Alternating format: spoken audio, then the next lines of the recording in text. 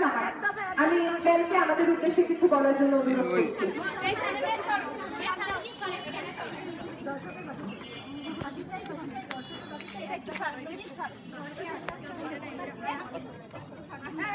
অত সামনে যাই না, এদিকে আর সরে অত সামনে যাওয়া যাবে না।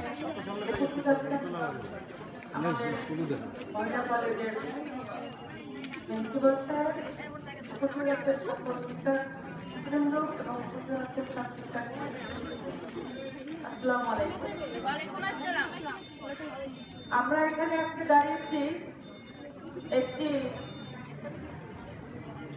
খুবই জঘন্য এবং খুবই একটি জঘন্য কাজ, যেটার কোনো ভাষা নেই। আমাদের ছোট্ট শিশু আজিয়াকে যেভাবে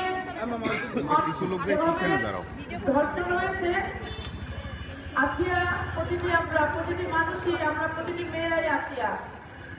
আজকে এই জানোয়ার যে পশুর রূপ ধারণ করেছিল, এটি কোনো মানুষের কাজ না, এটি একটি পশুর কাজ। এই পশুকে সবসময় ঘৃণিত চোখে দেখা দরকার। এই পশুত্বের কোনো চাপ নেই, পথ নেই, কোনো দল নেই, কোনো পরিচয় নেই, এটা পরিচয়হীন। এদেরকে সকলে মিলে এদের শাস্তি, এদের এই ধর্ষকদের বিরুদ্ধে সকল জায়গায় আওয়াজ তুলতে হবে, সকল মুহূর্তে। কারণ না হয় এই জালেমেরা এই পশুগুলোকে দমন করা যাবে না। এগুলোকে দমন করতে হলে আমাদের এরকমই সকলে, নারী পুরুষ সকলে একত্রিত হয়ে অভিভাবক আওয়াজ তুলতে হবে। এই পশুর যতদিন এর একে বিচারের আওতায় এনে, বিচার না, আমি তো মনে করি এদেরকে জনসম্মুখে ধ্বংস করে দেওয়া উচিত, পুড়িয়ে দেওয়া উচিত। এদের কোনো মা নেই, বাপ নেই, সন্তান নেই, এরা কোনো মানুষের মধ্যেই পড়ে না।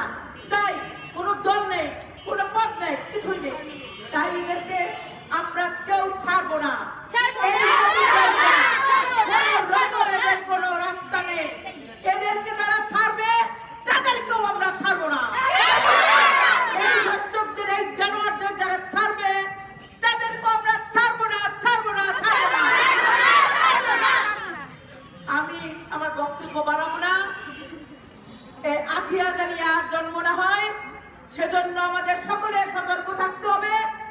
আর আমি আমার পক্ষ থেকে আমি একটি কথা বলতে চাই, সকল ভাই ও বোনেরা, সকলের মা বোন, চাচি, মা, সন্তান, মেয়ে, সকলের ঘরে ঘরে।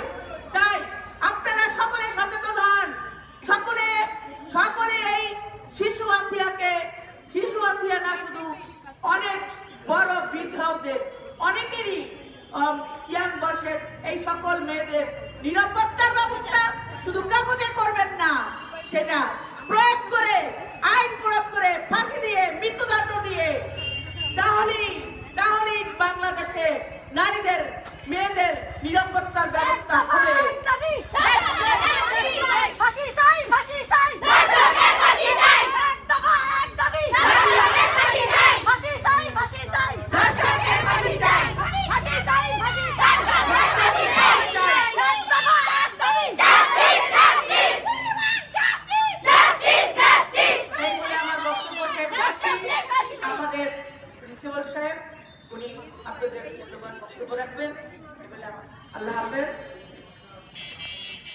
অসংখ্য